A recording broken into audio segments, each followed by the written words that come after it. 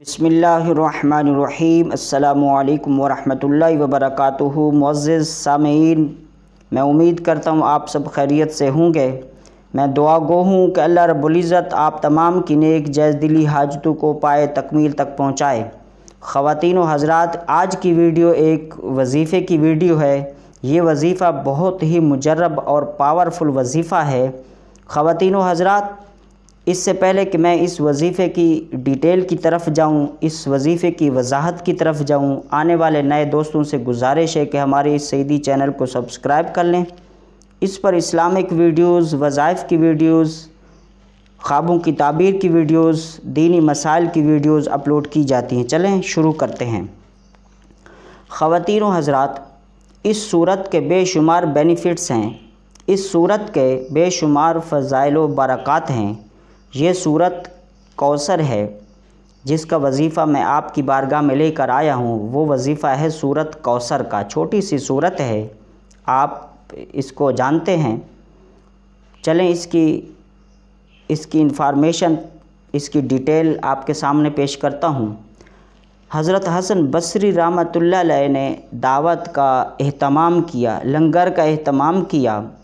लंगर पकाने वाले को आप रहमतुल्लाह अलैह ने बता दिया था कि शुरू से लेकर आखिर तक, यानी खाना पकाने से लेकर खाना खिलाने तक, इस पूरे प्रोसेस में शुरू से आखिर तक इस सूरत का विर्द करते रहना है, यानी सूरत कौसर, इन्ना आतैना कल कौसर का विर्द करते रहना है।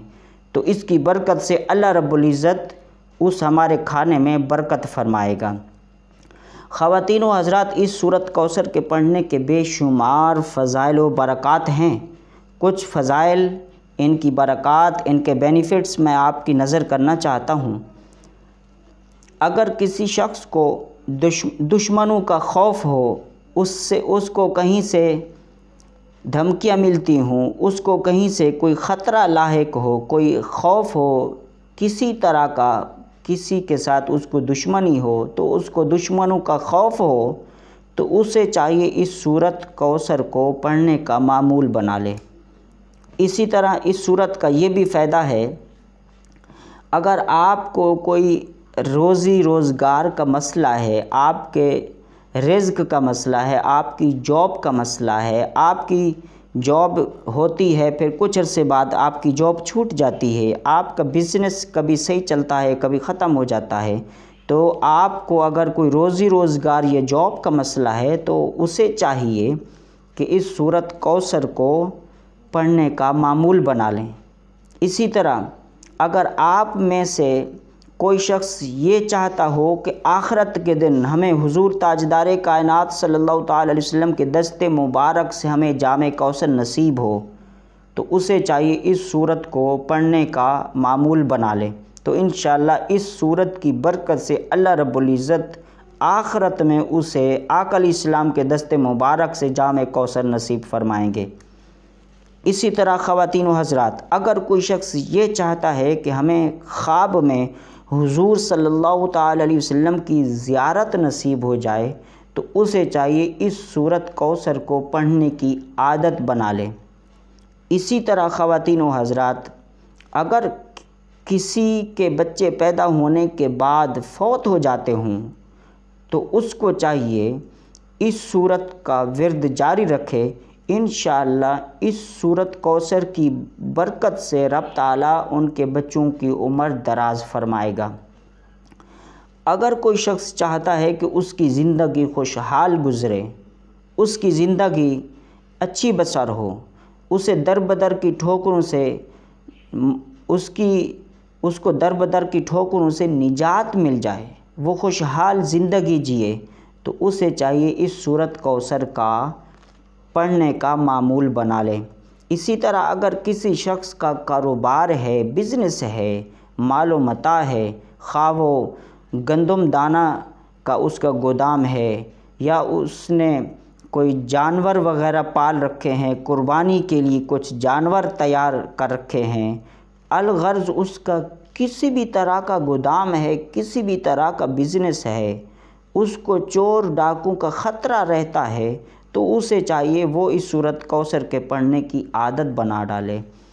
اسی طرح اگر کسی شخص کو نسیان کی بیماری ہے تو اسے چاہیے، نسیان یعنی بھولنے کی بیماری ہو تو اسے چاہیے اس سورت کو پڑھنے کا معمول بنا لے۔ اس سورت کی برکت سے اللہ رب العزت اس کی بھولنے کی بیماری کو رفع فرمائے گا۔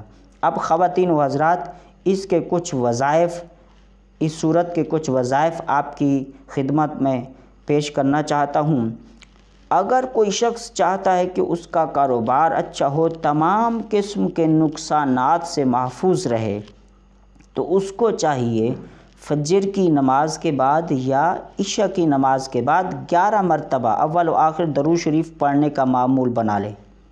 یہ کاروبار کے نقصانات سے محفوظ ہونے کے لیے فجر کی نماز کے بعد یا عشاء کی نماز کے بعد 11 مرتبہ اول و آخر درود شریف پڑھنے کا معمول بنا لے۔